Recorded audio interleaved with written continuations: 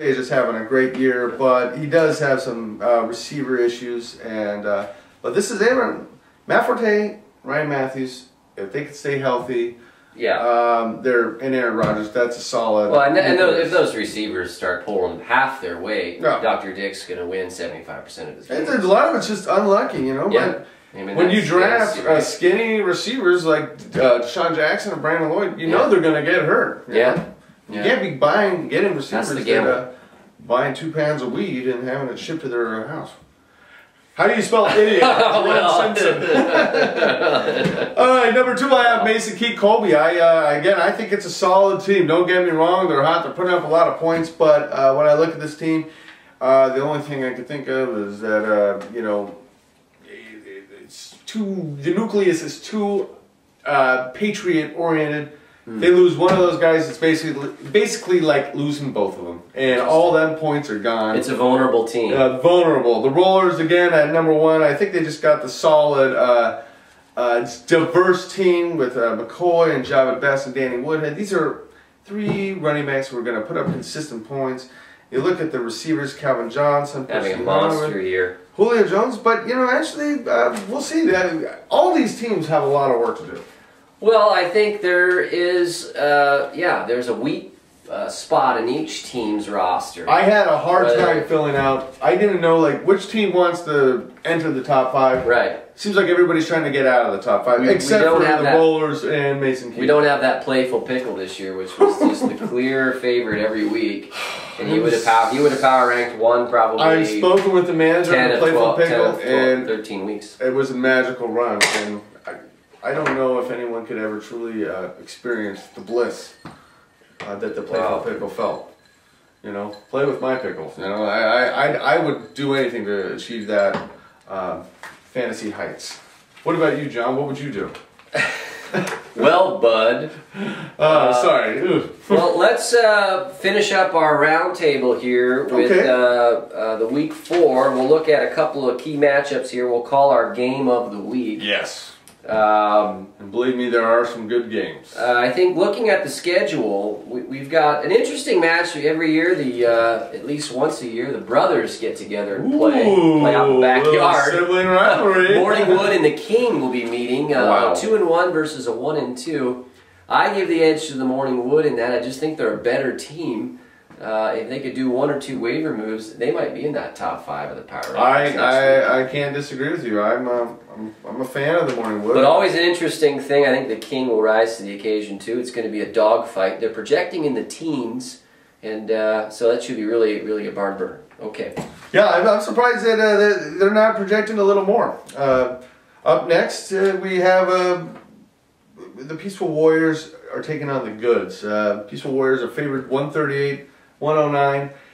This is a chance. I believe the Goods are 1-2 now. To try to make a statement. They haven't filled out their whole roster yet, so I'm sure they got some work to do. Peaceful Warriors desperately need this win. We've had an opportunity to look at his upcoming schedule. And bye week blues is upon us. Next week, guys. Next week. Get ready. A topic for sure to be discussed. Other matchups we see the Mason Keat Colby versus Redonkulous. That's a West Division matchup. You know, we could see someone season end Mason and someone season continue on that golden path or not. I talked to the manager of Mason Keat Colby. He's a cocky, arrogant guy. He's full of confidence. He better watch out, though. His balloon could get burst. Arian Foster is coming back. Maybe he'll have a 40-point outing and give Mason Keat Colby a taste of his own medicine. Well, again, the early ripe, early rotten is about as true to form every year as I've ever seen. Yeah, that phrase does get thrown out a lot. It's like the cover of Madden again. I don't want to be on it. Fire Spitting Jimmies against Lunches for Wimps. This is a very interesting matchup. 2 middling teams at the moment. One of them could really step up and make a statement. We both have a lot of good things to say about the Fire Spitting Jimmies. And we both feel Lunches for Wimps could be onto something with the proper care. Remember, your team is like a garden, people. You got to water it daily. Or else, guess what? It just dies. Yeah. It just dies. Fire Spitting Jimmies are projecting 135.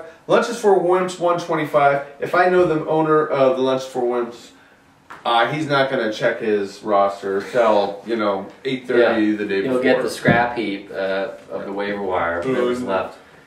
I think the matchup there is interesting. The Fire Spitting Jimmies, they're just too talented to keep losing. They've dropped 2 in a row. Unless the injury bug hits them hard again, I see them taking that game without issue. Again, we go to our cellar dweller, the Boone Humper, taking on the Rollers. A recipe for disaster when you're 0-3 to take on a 3-0 team.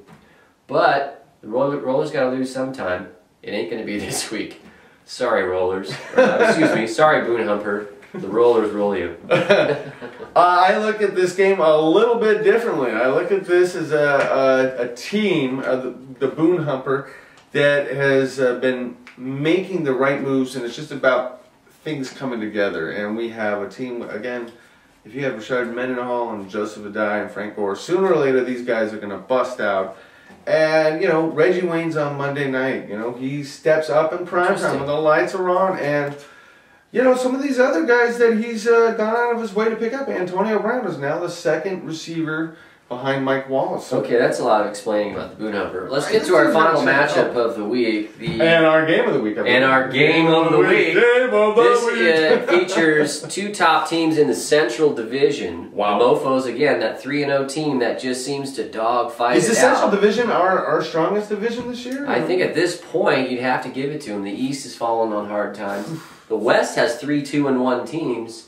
But I think there's some 2-1 flawed teams in there. Yeah. The Central right now has got the most in our power rankings, at least at the highest levels. Yes, indeed. I think you got to like that. For me, that 2-3 power ranking matching up in the Central. It's going to get really ugly at times. It's going to get really nasty. I like these 2 teams grinding it out. It's going to be about an 8-9 point win. Wow. I'm giving it to Dr. Dick. Dr. Dick, is projected 134. The Mofos 130, and this require a little bit of. We don't know if Michael Vick's going to be playing for the Mofos. Well, he's going to be playing, but how good is he? He's going to really need some help from his receivers. I don't see it for the Mofos. Dr. Dick, every time this guy has an opportunity to put up 150, 160 points, just like that, just based on his running backs alone. So. I think I got to roll with the Dr. Dick, too. Okay, I think we agree on that. That's another key matchup. That's the game of the week. And if this week is anything like last week, we're going to be wrong. Everybody else wins. So congratulations, both. I hope so. Go Boone Humper. He's a friend of mine. Well, pleasure, bud. I think we covered it. Yeah. Again, the roundtable is complete. Thank you, bud. And we'll see you next week. Hey, keep on fantasying, people. It's a garden.